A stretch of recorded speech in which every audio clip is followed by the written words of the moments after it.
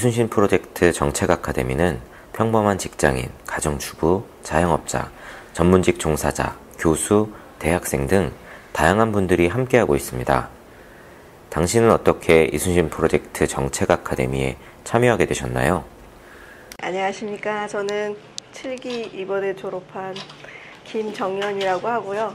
네, 저는 용인 수지에서 살고 있고, 네, 저도 이제 앞에서 이제 소개해드렸던 김남왕 씨랑 같이 이제 5기 수료생 한 분의 지인으로서 이렇게 추천을 받아가지고 이제 이렇게 수료까지 하게 됐는데요. 그래서 원래 정치에 대해서 딱 뭐 그렇게 많이 관심을 많이 가진 거는 아니었지만 이렇게 좀 저도 이제 교육 정책 공부하고 또 교육에 대한 또 관심을 가지고 있다가 이런 것들이 이제 정치적인 거나 정책적인 부분에서 바뀌지 않으면 우리 아이들이 참 앞으로 살아갈 시대가 우리나라에서 힘들지 않겠나, 또 이런 것들을 좀 고치기 위해서 또 바꾸기 위해서 좀 조금이나마 좀 힘을 보태면 좋겠다 이렇게 생각을 하고 있다가 이 정책 아카데미 들으면서 이제 교육이 이제 교육만 잘해서 되는 게 아니라 정치, 경제, 사회, 문화 여러 가지 다양한 이 사회의 분야와 같이 이렇게 바뀌지 않으면 바뀌기 쉽지 않다라는 생각을 하면서 이렇게 소장님의 그 강의를 통해서 여러 가지 모르는 분야에 정말 전혀 관심이 없고 또 접해보지 못했던 공부들을 하면서 많이 배워온 12주였던 것 같습니다. 그래서 되게 유익한 시간이었고, 제가 저번 주에 수료하면서 또 말씀드렸던 건데, 여기에서 또 이제 그런 많은 거를 배우는 것도 되게 중요하고 되게 좋았던 거지만, 무엇보다도 여기에서 만나는 이런 분들 어디서 만나겠어요, 제가. 그래서 참 귀한 분들이다. 왜냐하면 이게 영리를 목적으로 모이신 게 아니잖아요. 그리고 정말 이 나라를 정말 제대로 된 나라를 만들고 싶고, 또 이렇게 좋은 세상을 만들고, 또 유익한 어떤 그런 유산들을 앞으로 다가오는 세대를 위해서 좀 해보고 싶다라는 어떤 순수한 열정과 이 변화에 대한 그런 간절함들이 여기 다 모이게 하셨던 것 같아요. 그러니까 이런 분들이 참 귀하다. 아직은 많지는 않더라도 이것이 분명히 순수한 열정이고 그런 어떤 순수한 동기와 의도를 가지고 있으면 이게 분명히 꽃이 필 것이다, 앞으로. 이런 것들을 잘 이렇게 함께 또 키워나가는 이런 작업들을 여러분들과 함께 하게 돼서 되게 영광이고요. 또 뭐 제가 뭐 별로 할 일은 별로 많지는 않겠지만 그래도 이 만남들이 앞으로 더 좋은 만남으로 이어졌으면 참 좋겠다 이런 생각을 하고 있습니다. 네, 감사합니다. 김광수의 경제데이트 100회 1부를 시작합니다. 안녕하세요. 저는 길경식입니다. 네, 안녕하세요. 서성민입니다. 네, 안녕하십니까. 프루토입니다. 네, 김광수입니다.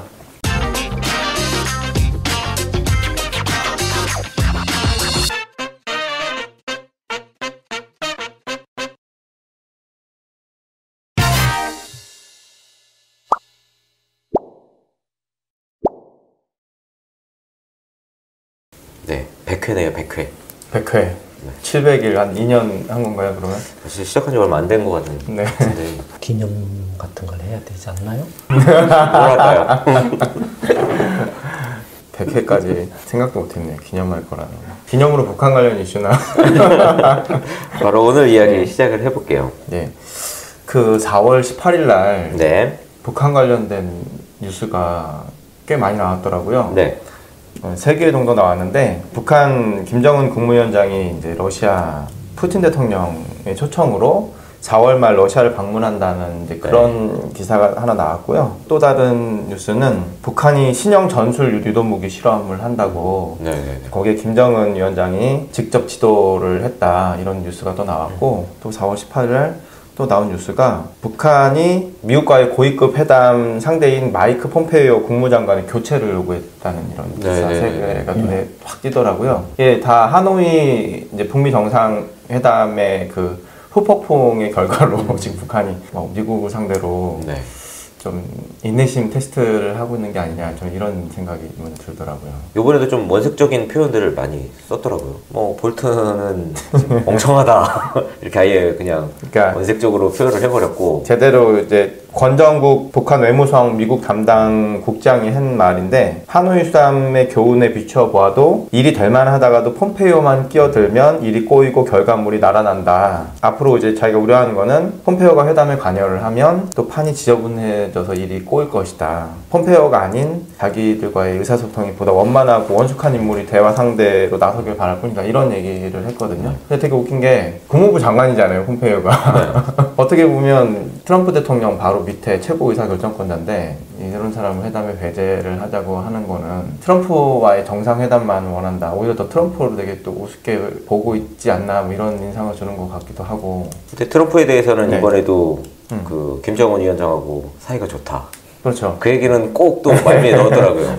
그러니까 이제 하노이 핵談판의 결과 책임을 트럼프 대통령이 아닌 폼페이오 장관한테 이제 돌리면서 미국과의 대화를 원한다라는 제스처인 것 같기도 하더라고요. 외신이나 이런 데는 보면 이 북한의 이런 그 발언들, 볼턴이나 폼페이오를 이렇게 좀 원색적으로 공격하는 발언들이 트럼프하고 이 보좌진들을 이제 갈라놓으려고 한다라는 그런 이야기들을 하던데 그게 뭐 의미가 있나요, 그런 게? 지난번에도 네. 이야기를 했지만 지금 북미의 그 비핵화 회담은 돌이킬 수 없는 이제 대세의 흐름이 있고, 거라고 했죠. 네, 네. 그걸 어떤 방법으로 이제 실현하느냐를 둘러싸고 처음 시작할 때부터 곡절이 있을 거라고 이야기를 했잖아요. 네, 네. 그런 곡절 중에 하나이고 그건 뭐 미국이나 북한이나 뭐 북한 김정은 위원장 쪽이나 네. 미국 트럼프 정부 쪽이나 똑같이 그에 대해서는 충분히 이해를 인식을 하고 있고 네. 그러니까 곡절 중에 하나이고 지금 파토가 나는 것은 사실상 거의 불가능. 왜냐하면 북한 입장에서는 특히 김정은 위원장 입장에서는 이미 돌아올 수 없는 강을 건넜기 때문에 네. 네. 절대 파토는 못 낸다. 네, 파토를 네. 낼 수가 없는 이제 상황이 된 거죠. 그런 이제 한계 속에서 제약 속에서 네. 서로 이제 어떻게 그런 비핵화를 합의를 해서 이제 이끌어내느냐와 관련된 큰 곡절 중에 하나라고 이렇게 봐야 된다라는 거. 근데 이제 그 전에 사실 내가 그 이야기를 하려고 생각을 하다가 깜빡깜빡하고 너무 이야기를 못하고 넘어갔었는데 네. 네. 어떤 지금 이야기죠? 방금 말 이제 나온 것 중에 이제 pompeio 국무장관에 대한 이야기가 나와요. 네. 이게 지금 그 북미 회담에 있어서 트럼프 정부의 핵심 인물이 누구냐? 근데 트럼프 대통령, 폼페이오 국무장관, 볼턴, 뭐 미 국방장관, 뭐 이렇게 네 사람으로 이렇게 네. 일단 후보로 이렇게 올려놓으면 누가 가장 핵심 인물이라고 생각하나요? 일단 그래도 폼페이오가 가장 많이 왔다 갔다 하고 역할을 많이 했으니까. 좀. 왜 왔다 갔다 많이 해서 네.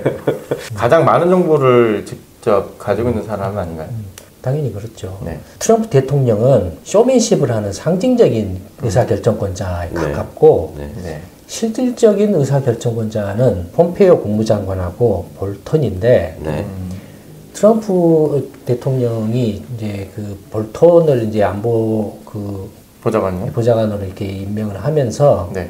서로 이제 폼페이오 국무장관하고 이렇게 볼턴 이제 안보보좌관이 서로 이렇게 힘겨루기를 그쵸, 해서 그에 처음에, 대해서 네. 한번 이야기한 적이 있었죠. 네. 네, 이야기하셨어요. 네, 그래서 이제 그 선을 갈라준 게 있어요. 북한 비핵화 문제 관련해서는 폼페이오 국무장관이 주도하고 네. 중동 관련해서는 볼턴 안보보좌관이 이렇게 주도한다라는 네. 식으로 이렇게 잠정적으로 이렇게 좀 그 역할 분담을 시켜놓은 적이 있어요. 네. 그러니까 그게 하나가 있고 그 다음에 미국의 외교 안보의 그 정책 의사 결정의 실질적인 그 책임 기관은 국무부죠. 국무성이죠. 그쵸. 네, 절대적으로 이렇게 국무성이고 지금 이제 그 자꾸 이렇게 잘못 착각을 한 특히 이번에 이제 그 김정은 위원장이나 네. 북한의 그 협상팀이 미국의 그 의사결정 그 시스템이나 관료 체계에 대해서 이해를 못하고 있기 때문에 이건 이제 김정은 위원장이나 북한 그 협상팀뿐만이 아니라 문재인 정부도 그걸 이해를 못하고 있는 것 같아요. 무슨 이야기냐면 지금 이제 그 방금 전에 이야기한 것처럼 폼페이오 국무장관이 사실 이제 북한을 4차례나 방문을 그쵸. 했었죠. 네. 그러면 미국의 국무장관이 예를 네. 들어서 뭐 말하기 쉽게 말하면 뭐 필리핀이나 베트남이나 네. 그런 그 정도의 국가를 네. 어떤 뭐 현안 문제가 있어서 단기간 내에 4번씩이나 방문하는 것은 거의 그 그쵸, 그쵸. 사례가 없어요. 네, 네. 그럼 왜 그러냐면 착각을 하기가 쉬운데 예전에도 그런 얘기를 제가 한번 했었던 것 같아요. 오래전에 미국이 이제 대통령제이고 네. 그다음에 이제 대통령이 있고 부통령이 있고 그다음에 이제 서열상으로 국무장관이 이제 서열 3이고 네. 그다음에 이제 기타 등등으로 쭉 장관들이 쭉 있죠. 네. 근데 그 미국에 예를 들어서 이제 대통령과 부통령은 이제 거의 이제 형식적인 이제 그렇죠, 제라고 보고 대통령이 이곳에만 의미가 있는 그런 네. 대타. 실질적으로 미 행정부의 최고 의사 결정 기구는 국무부고 따라서 국무장관이 실질적인 최고 의사 결정권자예요. 실질적인. 네. 특히 외교 안보 관련해서는 이 국무부에서 모든 안들을 이렇게 검토하고 해서 최종적인 안을 대통령한테 제안하고 대통령 쪽에서는 자기의 이제 그 측근으로 안보부 장관이나 이런 사람들을 통해서 의견들을 이렇게 수렴을 한다든지 네. 아니면은 뭔가를 이렇게 국무부하고 실무적으로 조정을 해서 하도록 이렇게 한다 이거예요. 대통령이 또 이제 뭐 이렇게 국무부의 어떤 관리들하고 회의를 하면 못 알아들을 수도 있잖아요. 몰라서. 네, 네. 쪽팔리기도 하니까 사전에 이제 안보보좌관이나 이런 데서 이제 브리핑을 받죠. 아, 이건 내용이 이렇고, 네. 이런 그 현안이 내용은 뭐고, 이런 용어의 의미는 뭐고, 그래서 이런 식으로 이렇게 지금 논의가 진행이 되고 있다. 네. 국무부에서도 지금 그렇게 검토를 하고 있다. 라고 이렇게 이제 대통령한테 브리핑을 해주고 대통령이 이제 그 브리핑을 듣고 국무 이제 고위 관리들이나 이런 공개석상에서 대동을 해가지고 폼을 잡는 거죠. 만들어진 건 밑에서 다 만들어지네. 네. 그러니까 이제 물론 이제 그 최종적인 판단은 대통령이 하지만 네, 네. 그러나 그 대통령이 예를 들어서 북한하고 비핵화 협상을 해야 된다 하자라고 결정은 뭐 당연히 대통령 내릴 수 있죠. 아니면 하지 말자. 네. 라고 할 수는 있죠. 만약에 협상을 하자라고 그 사인을 내리면은 그다음부터는 국무부 이제 전부 총괄을 하는 거예요, 사실상. 모든 것들은. 이 국무부는 이제 그러니까 흔히 생각하기에는 마치 국무총리와 같은 한국으로 치면은 그다음에 이제 북한으로 치면은 김정은 위원장 밑에 김영철 전 부위원장이나 지금 교체됐나요? 지금 네, 뭐 그런 급으로 생각을 하기 쉽죠. 그렇죠. 그게 대단히 미국의 그 행정 체계나 관료 그 시스템에 대한 미국의 기본적인 사고나 그런 구조에 대해서 무지한 전혀 무지한 생각이에요.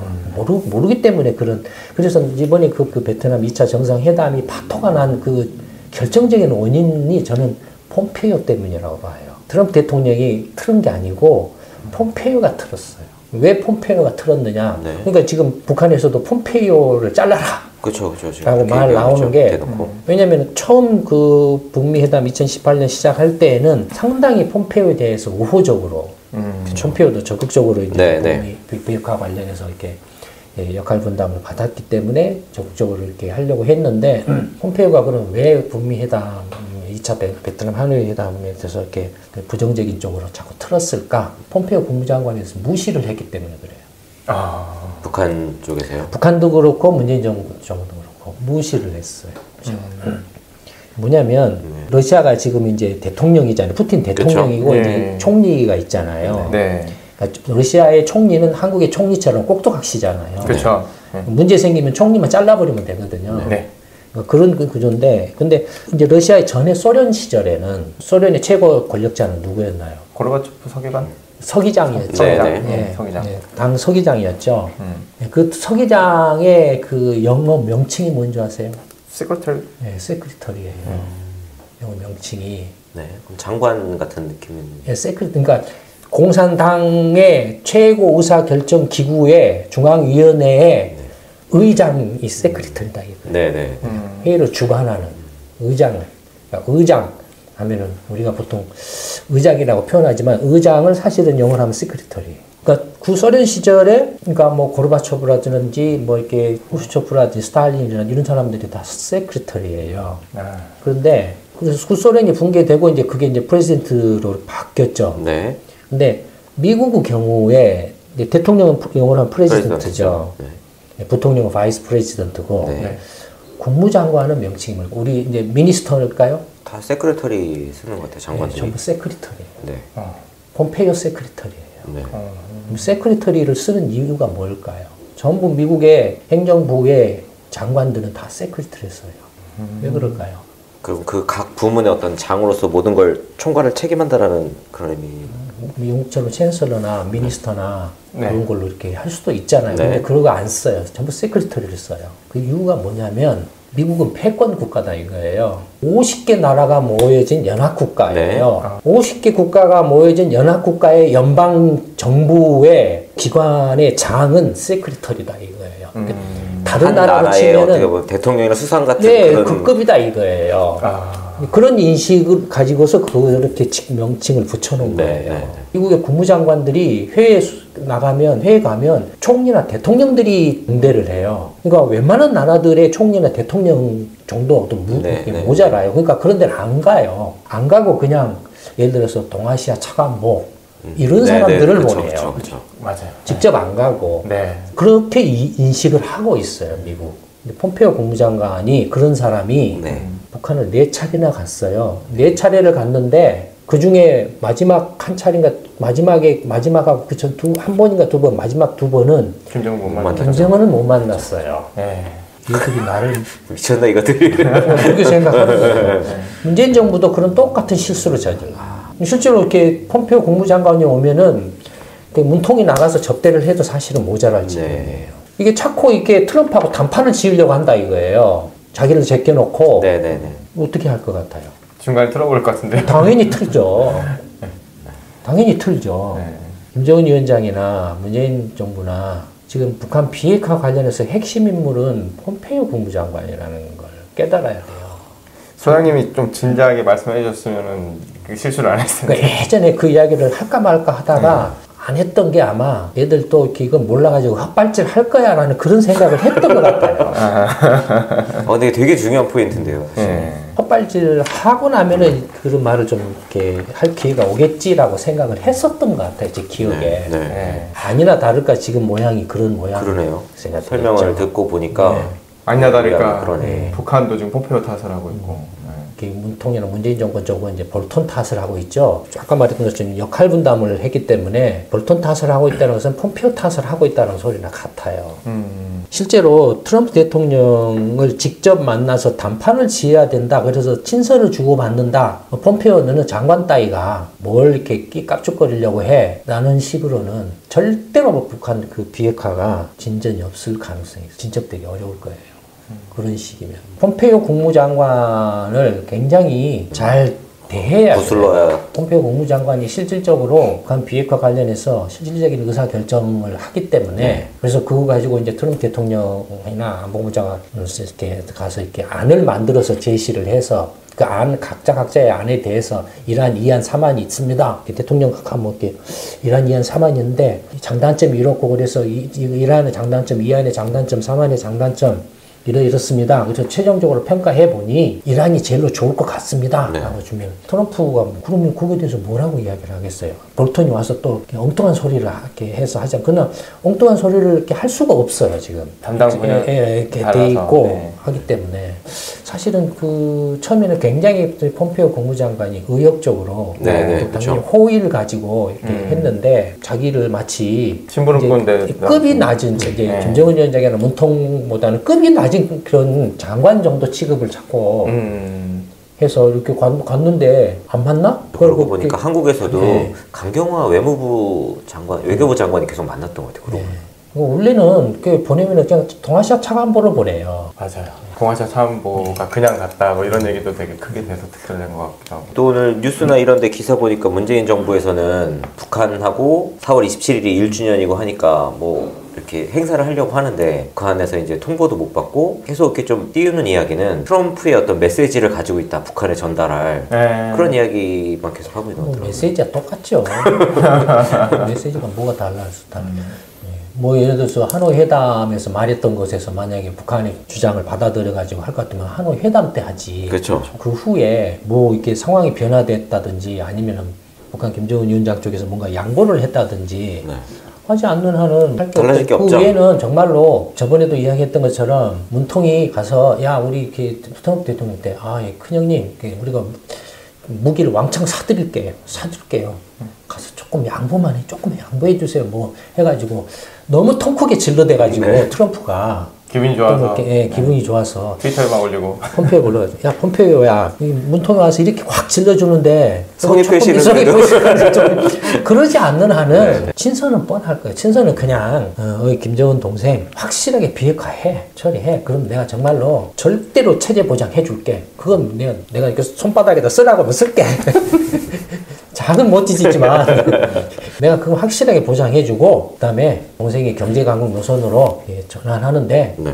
내가 확실하게 밀어줄게. 그거 한번 믿어. 내가 그건 정말로 확실하게 보장해줄게. 이런 내용일 거예요. 근데 그것도 트럼프가 대통령이 되고 난 다음에야 또 그러니까 저번에 이야기했던 것처럼 계속 이 시간 끌 필요가 없다라고 이야기를 하고 했잖아요. 제가 김정은 위원장 입장에서 오로지 김정은 위원장 입장에서의 그 비핵화를 했을 때 최대 문제는 자기 체제 보장이거든요. 네. 그거 말고는 다른 이유는 없어요. 그냥 그거 체제 보장이 이유가 아니라면 비핵화를 포기할 의사가 없다는 이야기밖에 안 돼요. 그러면 이거 비핵화 협상은 차라리 시간 끌기에 불과하고 이게 이제 시간 끌기에 불과해서 틀어져 가지고 미국이 이거 김정은 위원장이 시간 끌기 전략을 썼다라고 하는 순간 전쟁이 날 가능성이 높아요. 바로 전쟁으로 가는군요. 믿을 수가 없다, 이 친구. 아니 성질 날 거 아니에요. 그렇죠. 기만했다고. 네. 라이어라고 하면서 그냥 바로 순식간에. 그 경우에 나면은 중국이나 러시아가 못 들어와요. 예전하고 달라서 네. 못 들어와요. 전부 빠지려고 하지 관여 안 하려고 하지. 그래서 이번 일에 김정은 국무위원장이 푸틴 대통령을 만나는 게 크게 실익이 없을 거다. 이제 이런 전망도 많이 나오더라고요. 그러니까 이제 서로 이렇게 꼼수 부리는 이제 그런 거죠. 네, 일종의 제스처 정도. 네, 서로 이렇게 축구할 때 누가 공을 어떻게 합니까? 이주선 몰고 가서 뻥 찹니까? 페인트도 이렇게 쓰고. 뺑기 쓰면서 가는 거지. 그런 거야 다. 그렇게 막 그 여기저기 왔다 갔다 이 사람 저 사람 만나려고 한다라는 건 자기가 주도권이 없다라는 표시예요. 그렇죠.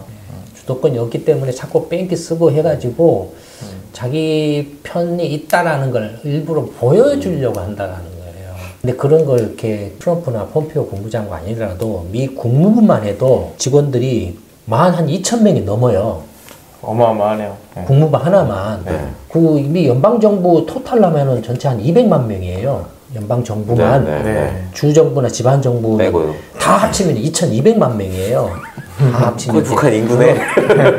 네, 북한 인구예요. 그러네, 미국 진짜. 정부의 공무원만 해서. 네. 물론 물론 이제 그 절반이 교육 공무원이죠. 네. 교육 공무원을 빼더라도 1,100만이 공무원이에요. 그러니까 이제 뭐 연방정부 공무원만, 국무부만 해도 12,000명이 되니까, 물론 이제 각 세계 패권 국가니까 세계 모든 지역을 다 관장을 하죠. 네. 담당 있죠. 차관이 한 3명 있던가? 국무부 차관이 2명인가? 3명인가? 하여튼 그 정도기 때문에, 예를 들어서 동부가 과장, 국무부의 과장급만 해도 거의 차관급이에요. 이쪽 한국으로 치면. 네. 과장급만 해도. 네. 이제 미국 입장에서는 어떻게 생각하냐면 차관복급이 웬만한 다른 나라의 장관급이라고 생각하는 거예요. 큰형, 세계를 주무르는 큰형님의 위상은.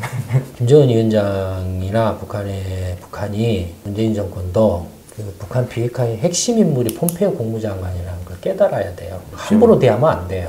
북한은 완전히 노선을 다시 재정비해야 되겠네요. 네. 타겟을 완전히 지금 잘못 잡았네. 네, 지금 이렇게 발언하는 거나 이런 걸 자꾸 하는 걸 보면 명확히 드러난 게 트럼프가 튼 게 아니고 폼페이오 국무장관이 틀었어요. 그러니까 튼 이유가 뭐냐?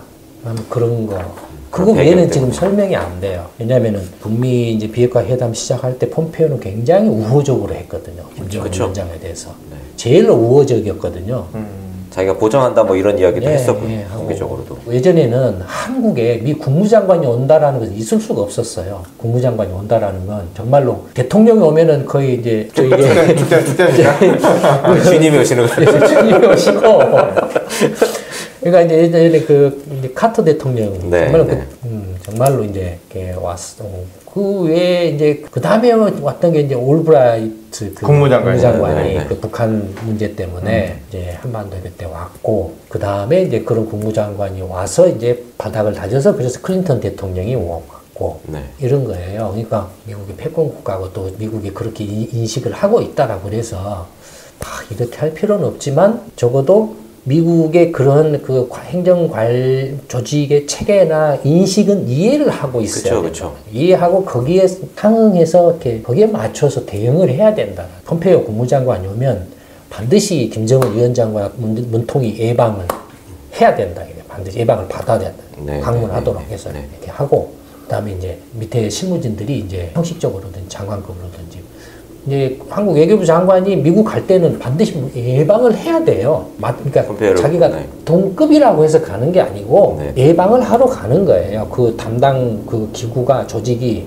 부처가 미 국무부이기 때문에 거기에 예방을 가는 거예요. 인사하러 가는 거죠. 근데 처음에 어떻게 보면 폼페이오가 이렇게 급이 안 맞는데 북한을 그렇게 적극적으로 자주 간 건 또 이제 한편으로는 폼페이오의 정치적인 욕심 이야기도 나오긴 하던데. 예, 자기도 이제 북한 쪽을 이렇게 할당 받았으니까 그 뭔가 성과를 이렇게 내고 싶었겠죠. 네. 그 이렇게 국무장관으로 이제 임명되자마자 그렇죠. 북한 문제에 뛰어들었으니까 그러니까 자기가 좀 이렇게 성과를 내는 이제 유능한 사람이다라는 어필을 하고 싶겠죠. 네. 근데 북한을 네 번이나 갔는데 그 중에 한 번인가 두 번을 마지막에 그 김정은 위원장이 이렇게 바람맞히고 일부러 안 만나고 이렇게 한 게 그다음에 문재인 정부도 자꾸 트럼프 대통령하고 가서 이렇게 맞짱 뜨려고 하고 이런 걸 하니 그래? 저놈들이 한번 뭐 이런 생각을 이렇게 당연히 했겠죠. 저번에 말했듯이 미국 입장에서는 이제 전혀 급할 게 없어요. 그렇죠. 분명히 알아요. 지금 이제 김정은 위원장의 선택의 여지가 없다라는 걸. 미국이 그거 모르겠어요? 이미 돌아올 수 없는 강을 건넜다라는 걸 알아요. 네. 그래서 지난주에 그 김정은 위원장이 올해 안으로 결판을 내자. 나는 그래서 생각을 잘했다라고 생각을 해요. 일단 올해 안까지 기한을 정하군요. 계획하는 내가 확실하게 이렇게 한다. 네. 그 다음에 올해 안에 결판을 짓겠다. 올해 안에 결판을 치면은 안 되는 경우는 없어요. 그건 선택지가 아니에요. 김정은. 그렇죠. 안 되면 안 되니까. 선택지가 아니에요. 네. 이게 또 올해 안에 어떻게 이제 비핵화에서 미국하고 합의를 이루겠다라는 의지 표현이고, 그래서 그걸 위해서 지금 뭐 중국이나 러시아나 이렇게 하는 것은 북한 내부용인 성격이 굉장히 내부 체제 단속. 그러니까 지금 이번에 그 당대회인가 뭔가 이렇게 공산당 중국이랬다 북한 그래서 이렇게 물갈이 했잖아요. 조직 개편하고 물갈이 했잖아요. 그럼 다 지금 그와 관련된 내부 어떤 그 체제 다지기라고 보여져요. 그러면 올해 말에 일정이 딱 잡히고 내년에는 무조건 이게 성과가 난다고 하면 국내 정치용으로도 생각하게 되는데 내년에 우리나라 총선이 있잖아요. 그러면은 민주당 쪽에서는 엄청난 호재일 수가 있겠네요. 그렇겠죠. 네. 어쨌든 북한하고 우리나라가 이거 노선을 대대적으로 빨리 정비해야지만 또 그런 결과를 맺을 수가 있겠네요. 지금 완전히 헛다리 잡고 있는데. 방송 듣고 있으니까. 또 이렇게 계속 상황은 진행될 거니까. 큰 변화가 있을 때 그때 이야기하기로 하죠. 네. 오늘 김광수의 경제데이트 100회 1부에서는 북한과 미국 간의 북핵 회담 관련한 이야기를 하면서 북한과 한국이 어떤 지점에서 지금 헛다리를 짚고 있는가, 또 이 문제를 해결하려면 어떻게 해야 되는가에 대해서 이야기를 했고, 오늘 방송을 좀 듣고 이런 부분에 좀 수정이 있어서 이게 좋은 결과로 이어졌으면 좋겠다는 생각이 듭니다. 김광수의 경제데이트 100회 1부는 여기서 마치도록 하겠습니다. 감사합니다. 네, 감사합니다.